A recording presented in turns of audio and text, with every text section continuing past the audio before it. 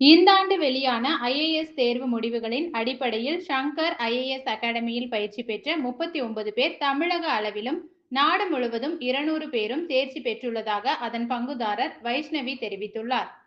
குடிமை பணியாளர் தேர்வுக்கான பிரபல பயிற்சி மையமான ஷங்கர் ஐஏஎஸ் அகாடமியின் புதிய கிளை பயிற்சி மையம் கோவை 100 அடி சாலையில் துவங்கப்பட்டது.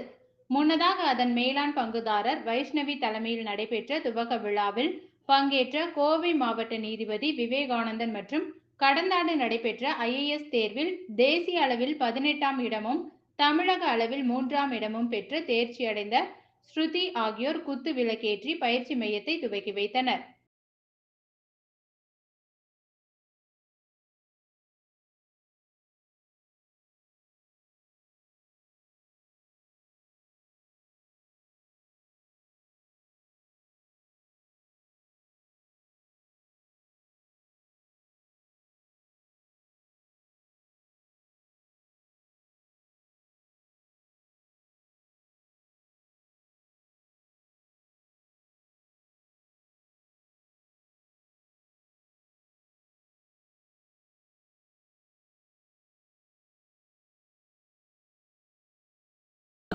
வணக்கம், என் பேர் ஆர் ஸ்ருதி. நான் கோயம்புத்தூர் மாவட்டத்திலேருந்து வந்திருக்கேன்.